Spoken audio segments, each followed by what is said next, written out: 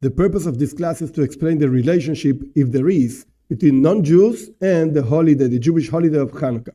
In order to do this, I'm going to divide it in two parts. Part number one, what's the brief story of Chanukah? Very brief, to understand the main points of the story. And then the second part, what's the relationship with the non-Jews? Can the non-Jews actually celebrate the Jewish holiday of Chanukah? And if they can, how? So let's go to the first part. What's Chanukah?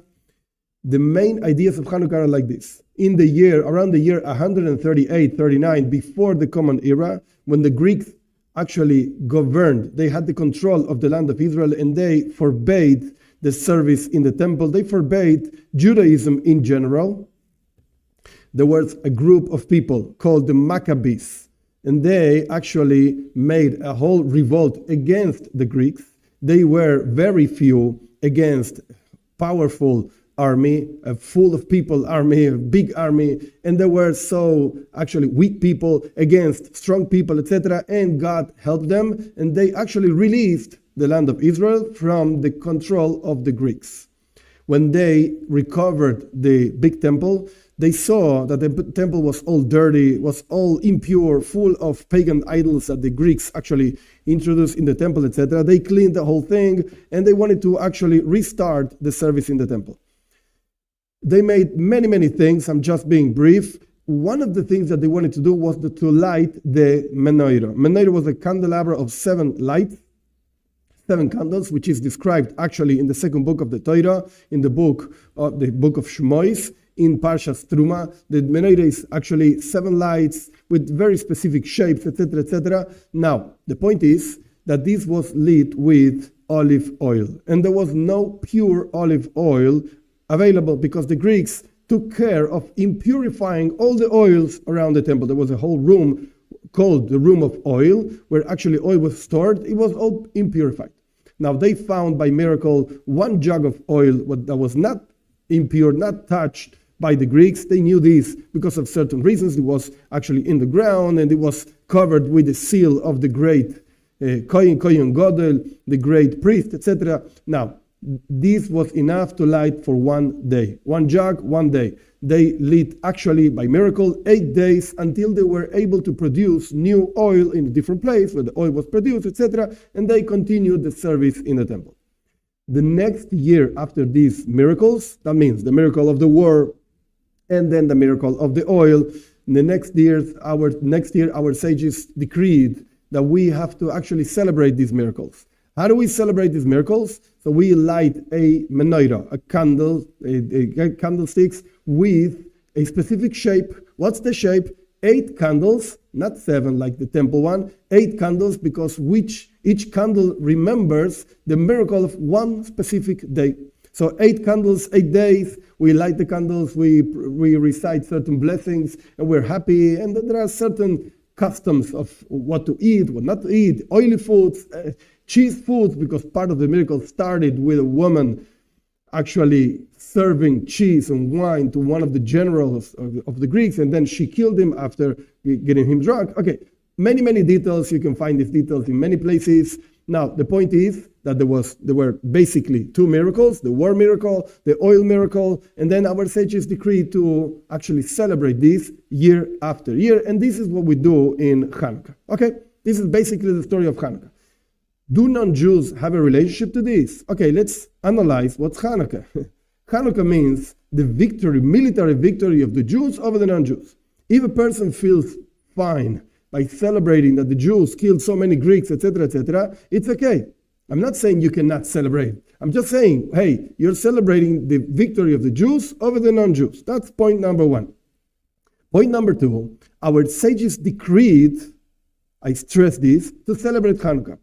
There are many opinions regarding this, but the accepted opinion is that the non-Jews are not obligated, I stress this word, are not obligated to accept the rabbinical decrees that the Jews do.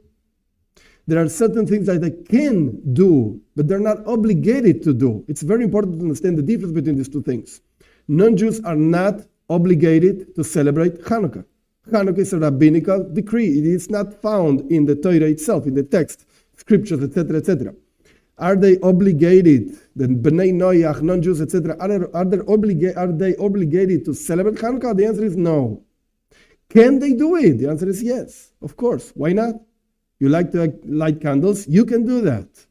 And you have to do it in the proper way. The first night, light one candle. The second night, you light two candles, and so on. And you can look at the proper way of doing this somewhere else. It's very easy to find. Now, can you recite the blessings that our sages decreed to recite? The answer is no. It doesn't make any sense. Why? Because the blessing mentions that God commanded us to fulfill the commandments that our sages tell us, and therefore to light the candles. No, God did not command it, Bnei Noach, to light candles in Hanukkah. So the blessing doesn't make any sense at all. So in summary, does it have a direct relationship, Bnei Noach to Hanukkah? The answer is no. But can they do it? Yes. The answer is yes, taking care not to recite the blessing. Now, Hanukkah also, this would be like a third part of the class, Hanukkah also has messages. Every single thing in Judaism has messages. Why? Very simple. The word Torah, which is our text, the wisdom of God, etc., comes from the word Hoira'ah. In Hebrew, Hoira'ah means teachings.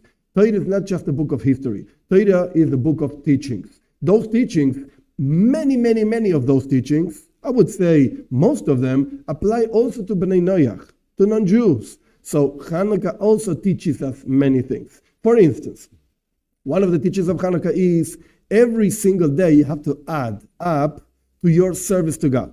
You might say, yesterday I lit one candle, and that was the proper thing to do. However, today I have to light two candles, and that's the proper thing to do. Even though yesterday you did everything fine, you did not miss a point. However, today you have to do more. That's one of the teachings of Hanukkah. Another teaching of Hanukkah is the light, the goodness, godliness, etc. always prevails over darkness. The Greeks wanted to bring spiritual darkness over the Jews. One of the ideas of Hanukkah is actually that the Greeks were not so much against Torah. They were not so much against intellect. Torah is a great intellect. The Torah itself says that the Torah is the wisdom of the Jews in front of the non-Jews, etc., etc. Very nice wisdom, etc., etc. The Greeks were okay with that. However, they were against the idea that this is God's Torah, that these are God's commandments. No, we don't like this idea. Don't come to me with irrational things, higher than intellect things. No. You want to say that the Torah is interesting intellect? Yes, that's fine, go learn. But don't mention God. This is what the Greeks were against. So Hanukkah also teaches the victory of light, godliness, etc., against darkness, spiritual darkness, not intellectual darkness. Greeks were a very advanced society with a lot of intellect and interesting ideas and philosophy, etc., etc. But you know what? Judaism is based, and this applies also for Bnei Noach, Judaism is based on God, on something that is completely beyond rationality and completely beyond understanding.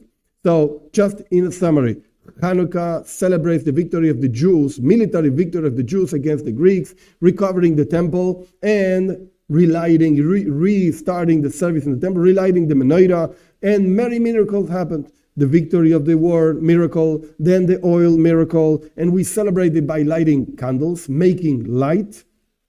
And this has a relationship with the non-Jews regarding the message that it means. Non-Jews could light the menorah, but without reciting the blessing. The typical way of saluting a person in Hanukkah is, Afreilichen Hanukkah, you should have a very happy Hanukkah.